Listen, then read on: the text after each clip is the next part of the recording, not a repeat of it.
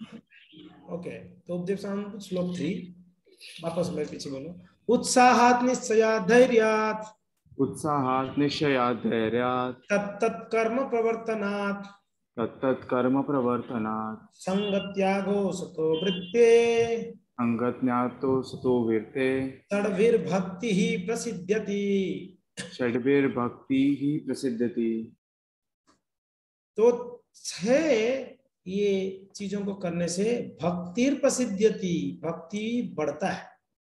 वो जो 6 चीज था वो करने से भक्ति घटता था, ये बढ़ेगा। क्या क्या है?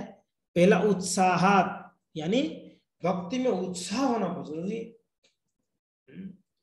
व्यक्ति निरुत्साहित हो जाएगा तो भक्ति में प्रगति नहीं करेगा। उत्साह रहना चाहिए हमेशा। जैसे उत्साह भक्ति में हम जुटते समय जो उत्साह रहता है, वही उत्साह को बने रखेंगे तो भक्ति में प्रगति होगी। निश्चयात, निश्चयात का अर्थ क्या है जी? पक्का करनी है एकदम, निश्चय कर लेनी, करनी है बाबा, पक्का है ना, निश्चयात। और धैर्यात, धैर्य भी बहुत जरूरी है जी। करते रहोगे, बीच में आप अरे कुछ हो ही नहीं रहा है, छोड़ो। धैर्य नहीं है तो फिर गड़बड़ हो जाएगी। तो धैर्य भी चाहिए, उत्साह भी चाहिए, निश्चय भी करना है, धैर्य भी चाहिए। तत्त कर्म प्रवर्तना, तत्त कर्म का अर्थ क्या है? भक्तिमय सेवा के अनुकूल अनेकों कर्म जो है उसको तत्त कर्म कहते हैं। इस चीजों को कभी भी त्यागना नहीं चाहिए, करते रहना है। संग त्यागो, भौतिक लोगों का संगति को त्याग देनी चाहिए। सतोवृत्ते, सतोवृत्ति के अर्थात जो हमारे पूर्ववर्ती आचार्य हैं उनकी पद चिन्हों को अनुसरण करने को सतोवृत्ते कहा गया है। ठीक है। और ये 6 चीज क्या होता है? भक्ति के प्रगति होता है 6 चीज को पालन करने से। शुद्ध भक्ति को संपन्न करने में 6 सिद्धांत अनुकूल होते हैं। रूपा जी अनुवाद में कहते हैं शुद्ध भक्ति को संपन्न करने के लिए 6 चीज बहुत जरूरी। उत्साह बने रहना है, निश्चय के साथ प्रयास करना है, धैर्यवान होना है, नियामक सिद्धांतों के अनुसार कर्म करना, यथा श्रवण कीर्तन इत्यादि, है कि नहीं। और अभक्तों की संगति को छोड़ देनी है, पूर्ववर्ती आचार्यों की चरण चिन्हों पर चलना चाहिए। ये 6 सिद्धांत निस्संदेह शुद्ध भक्ति की पूर्ण सफलता के प्रति आश्वस्त करते हैं, है ना। 6 चीज बहुत महत्वपूर्ण है, इसको बार बार करते रहना है हमेशा। हम एक चीज ध्यान रखना है, हम जो भी भक्ति की कार्य कर रहे हैं, हाँ, हमको जो भक्ति लगता है मैं कर रहा हूँ, ये भक्ति मेरे लिए, तो उसमें 2 चीज देखते रहना है। इसमें प्रतिकूल को त्याग रहा हूं, अनुकूल को स्वीकार कर रहा हूं क्या, या सिर्फ ये अनुकूल को त्याग के प्रतिकूल स्वीकार हो रही, क्या हो रही है। जैसे 6 चीज प्रतिकूल है कि नहीं है। तो 6 चीज जो हमने बतलाया भक्ति में हमें डाउनफॉल हो सकती है, हम गिर सकते हैं। वो 6 चीज हमें हमेशा ध्यान रखना है, ये 6 चीज तो नहीं हो रहा है मेरे से, और ये 6 चीज याद रखना है। जैसे कभी कभी क्या होता है, हम मान लीजिए मंदिर में आते हैं, सेवा करते हैं, तो हमें सेवा में कोई कुछ बोल दिया कि प्रभु जी क्या आप ऐसे बर्तन ऐसे क्लीनिंग होता है, ऐसे नहीं होता बर्तन, और अच्छे से क्लीन। तो बड़ा निरुत्साहित, मैंने इतना मेहनत किया, प्रयास किया, और इन्होंने तो बिल्कुल मुझे निरुत्साहित कर दिया। मैं आऊंगा नहीं प्रभु, नेक्स्ट टाइम से जो करना है करो, आप बर्तन धोते रहो। खत्म होगी उत्साह एक ही बात में, ठीक है। या हम सेवा करते होंगे बड़े श्रद्धा से, कोई आके कोई भक्त के बारे में बोलेगा वो भक्त है ना, ऐसा है मंदिर में, अच्छा मैं मंदिर ही नहीं जाऊंगी, सारे ऐसे ही लोग मंदिर वाले। ये सारा चीज बहुत ध्यान रखना जरूरी है। ये इससे भी बचना है, ये प्रतिकूल को बचना है, उत्साह बने रखना है, हर परिस्थिति में उत्साह बने रखना है अपने को। कोई भी परिस्थिति में उत्साह को घटानी नहीं है कि नहीं। संसार में कोई बच्चा अगर उत्साह को घटा देगा तो बेचारा फिर पढ़ेगा ही नहीं, है कि नहीं। अरे यार 2 बार फेल हो गया 10वीं में, छोड़ो यार, पढ़ना ही नहीं अपने ना। उत्साह जब तक होगा तब तक वो प्रयास करता रहेगा ना, तो एक दिन पास होता है। तो वो जरूरी है। तो खैर ये 6 चीजों को प्रभुपाद जी ने बड़ा सुंदर चर्चा की है, उसको हम पढ़ेंगे। तो भक्ति भावनात्मक चिंतन या काल्पनिक उर्मी नहीं है, इसकी विषय वस्तु व्यवहारिक संक्रियता है। श्रील रूप गोस्वामी ने अपने भक्ति रसामृत सिंधु में भक्ति की परिभाषा कहते हैं, है ना? क्या है भक्ति का परिभाषा? अन्याभिलाषिता शून्यम ज्ञान कर्माद्यनावृतम अनुकूल्येन कृष्णानुशीलरम भक्तिरुत्तमा। उत्तम भक्ति का परिभाषा बतलाते हैं। क्या है? अन्याभिलाषिता शून्यम, अन्य अभिलाषा, कृष्ण को प्रसन्न करने के विपरीत जो भी अभिलाषा है, जो भी इच्छा है, उसको अन्याभिलाषिता कहते हैं। तो उत्तम भक्ति में अन्य अभिलाषा से शून्य होना पड़ेगा, सिर्फ एक ही अभिलाषा होना पड़ेगा, कृष्ण को प्रसन्न करने का अभिलाषा। ज्ञान कर्माद्यनावृतम, ज्ञान और कर्म इस चीज से भी हमें बचना है। अनुकूल्येन कृष्णानुशीलम, ये बहुत महत्वपूर्ण है। अनुकूल रूप से कृष्ण का अनुशीलन करना ही उत्तम भक्ति है। उत्तमा भक्ति या पूर्ण पुरुषोत्तम परमेश्वर श्री कृष्ण के प्रति अनन्य भक्ति इस तरह की जाने वाली भक्ति है जो भगवान के अनुकूल है। इस भक्ति को किसी भी बाह्य प्रयोजन से मुक्त होना चाहिए और सकाम कर्म, निर्विशेष ज्ञान तथा अन्य समस्त स्वार्थमय इच्छाओं से रहित होना चाहिए। समझ में आ गया उत्तम भक्ति क्या है? और अगर उत्तम भक्ति करना, हम लोग ये चर्चा किए हैं, जो भक्ति रसायन सिंधु का हमने चर्चा किए थे, इसको हमने चर्चा किया है। भक्ति एक प्रकार का अनुशीलन है। भक्ति क्या है? एक प्रकार का अनुशीलन। जो ही हम अनुशीलन का नाम लेते हैं तो हमारा अभिप्राय सक्रियता या क्रियाशीलता से रहता है। आध्यात्मिकता के अनुशीलन का अर्थ है ध्यान के लिए निष्क्रिय होकर बैठ जाना नहीं है ना? अनुशीलन नहीं, कुछ ना कुछ करना है। जैसा कि कुछ छद्म योगी होते हैं, वो क्या बोलते हैं? बैठ जाओ, आंख बंद करके बैठ जाओ, ध्यान लगाओ ना। ऐसा निष्क्रिय ध्यान उन लोगों के लिए इच्छा हो सकती है जिन्हें भक्तिमय सेवा का पता ही नहीं है। ऐसे कौन करते हैं? ध्यान लगाओ, ध्यान। बहुत सारे ऐसी संस्थाएं वहां ध्यान सिखाएंगे, कुछ लोग हमारे पास आते हैं, हमारा भी बड़ा आध्यात्मिक संस्था है, अच्छा क्या कराते हैं? बोले ध्यान कराते हैं, ध्यान। इसका अर्थ ये कि उनको भक्ति के बारे में कोई नॉलेज ही नहीं है, इसलिए ध्यान में फंसे हुए। और कौन सा ध्यान है? कलयुग में कोई ध्यान ही नहीं है जी। कलयुग में ध्यान होगा ही नहीं। मन इतना विचलित रहता है तो हम कैसे ध्यान कर सकते हैं? कलयुग में ध्यान नहीं बताया गया है, तो उनका ज्ञान का कमी है कि नहीं है?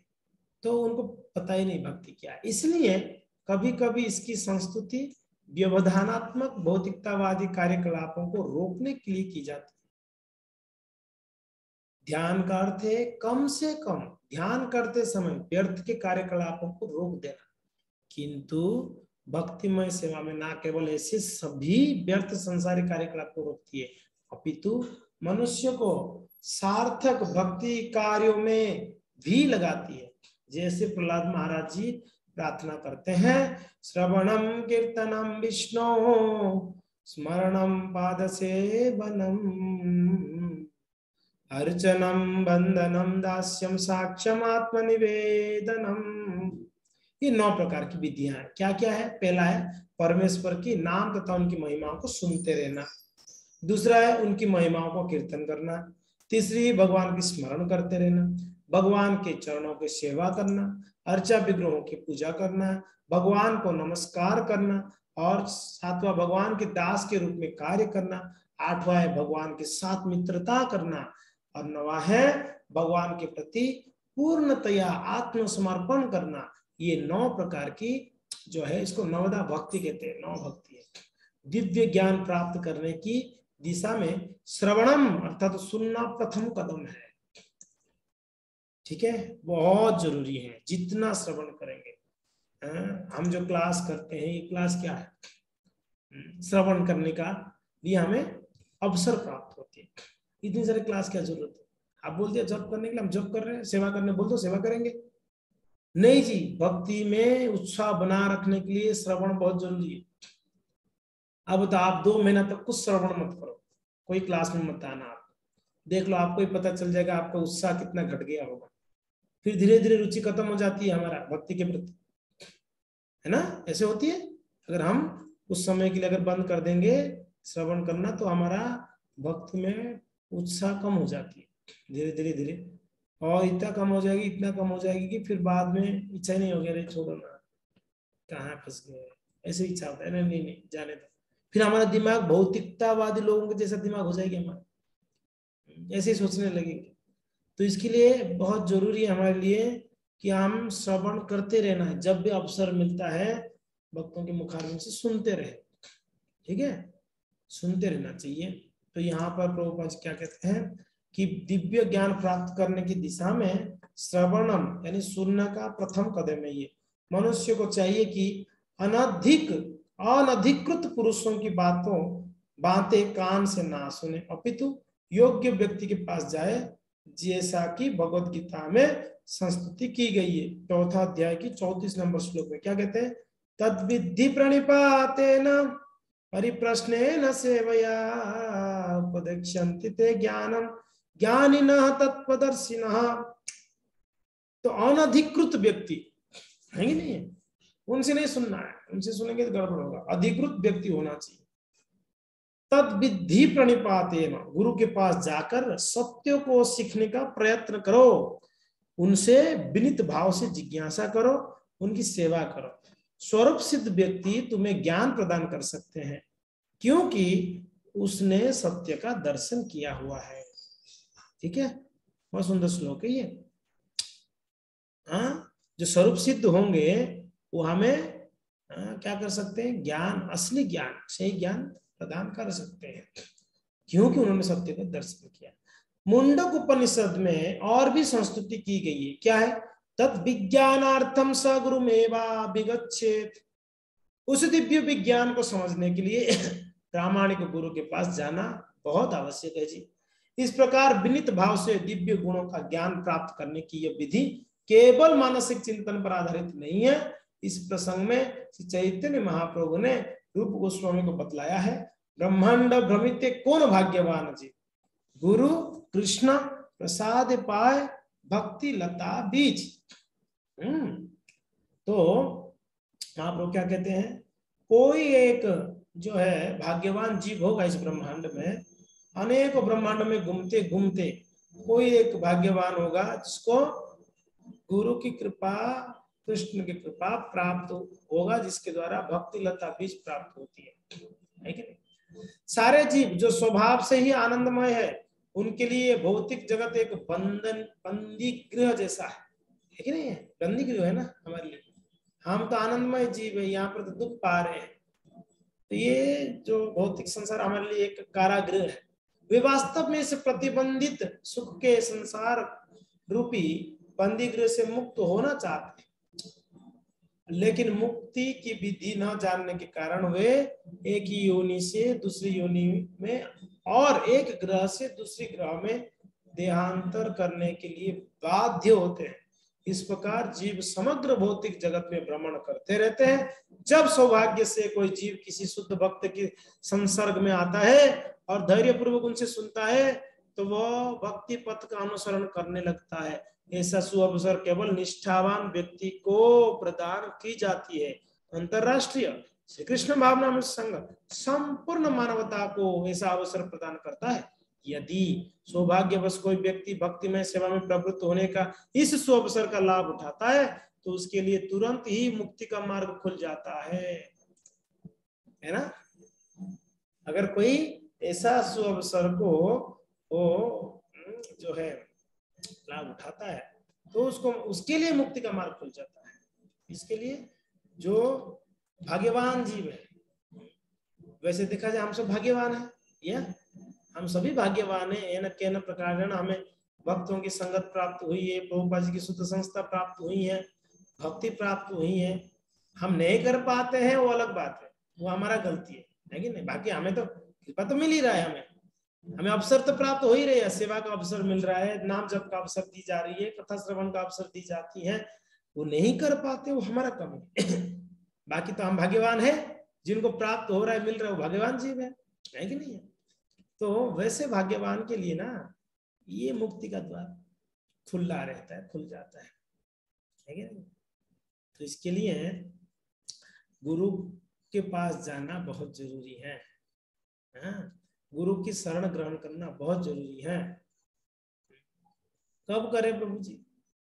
कोई बोलते टाइम है प्रभु, अभी तक क्या जल्दी है? पहले तो डरते हैं गुरु की शरण लेने के लिए, गुरु की शरण में जाना पड़ेगा तो नियम तो बढ़ जाएगा हमारा, हाँ जी, बंधन में आना पड़ेगा। अब प्रभु कभी कभी 16 मला होता नहीं है, चलता है, ली मैं दीक्षा नहीं ली हूँ ना, मैं दीक्षा नहीं लिया हूँ ना, बंक मार देते हैं हम लोग। जब मैं दीक्षा नहीं हुआ तो मुझे कोई अपराध नहीं लगेगा। क्या बात कर रहे हो? अपराध बिल्कुल लगेगा जी, कौन बोला नहीं लगेगा? दीक्षा नहीं भी लिए हो तो भी आप अगर हरे कृष्णा मूवमेंट में जुड़े हो, प्रभुपाद जी संस्था में, तो कोई ना कोई आप गुरु शिष्य परंपरा में जुड़ गए हो, आप परंपरा से जुड़े हो। जब तक पेड़ जमीन से जुड़ा है, ठीक है ना, तब तक उसको सारा नियम लागू है। यहाँ पानी डालोगे तो उनको सारे पत्ते को जैसे उखाड़ दिया जाएगा, परंपरा से वो अलग हो जाओगे आप, तब तो चलो ठीक है भाई, तब तो क्या है, तब तो भौतिकतावादी हो जाएंगे, तब तो भक्त कहलाए नहीं हम। मगर अभी जब तक आप हैं इस कौन में हो, परंपरा से जुड़े हुए हो, तो अगर आप नहीं जपोगे तो लगेगा ही अपराध। तो ऐसे कभी भी सोचना मत कि मैं दीक्षित नहीं हूं तो मैं कभी कभी कर सकता हूँ, गलत कार्य कर सकता हूँ, कभी कभी, मैं रोज नहीं करता हूँ प्रभु जी, कभी महीना में एक आधा बार कोई एक आधा अच्छा पिक्चर आता है तो देखने चले जाते हो, बाकी हमेशा नहीं प्रभु जी, कभी 2 महीने में एक बार, कभी ऐसा। क्योंकि प्रभु जी मैं दीक्षित नहीं हूं ना, तो चलेगा। दीक्षा के बाद प्रभु जी थोड़ा ध्यान रखेंगे हम, दीक्षा से पहले तो चल जाता है, नहीं ऐसा नहीं चलेगा, ऐसा नहीं चलता है। सच में हम प्रगति करना चाहते हैं तो हमें ईमानदार बनना पड़ेगा, ये बहुत महत्वपूर्ण बात है। ईमानदार कौन देखता है हमें? कोई नहीं देख रहा है, देखा जाए तो परमात्मा देख रहे हैं, परमात्मा सब कुछ का साक्षी है। सब कुछ का साक्षी है, तो इसके लिए हमें कोई नहीं देख रहा है, पर हमें इतना ईमानदारीता तो दिखाना चाहिए, जब करना ही चाहिए, हमें कोई देखे ना देखे। कलयुग में ईमानदारी खत्म हो गया, कौन ईमानदार है कलयुग में? कोई नहीं। नहीं तो क्यों फोर्स किया जा रहा है, जब में आओ, जूम में आओ? बोलो भरोसा नहीं है, नहीं है भरोसा, नहीं इसलिए तो बोल रहे जूम में आओ, हमारा भरोसा बिल्कुल नहीं है आपके ऊपर, इसलिए हम जूम में बुलाते हैं। हाँ सच बात है, ये गलत नहीं बोल रहा हूँ, भरोसा नहीं है जी। क्या आपको भरोसा है आपके ऊपर? आप खुद के ऊपर खुद का भरोसा है बताओ, फिर मैं आपके ऊपर भरोसा करूं? हमारा खुद के ऊपर ही खुद का भरोसा नहीं है, तो क्या दूसरा हमारे ऊपर भरोसा करेंगे? तो इसलिए भरोसा की बात नहीं है, कलयुग में ना ईमानदारी खत्म हो चुका है ना। तो हम भक्तों को कम से कम ईमानदार रहना चाहिए, कम से कम ईमानदार रहना चाहिए।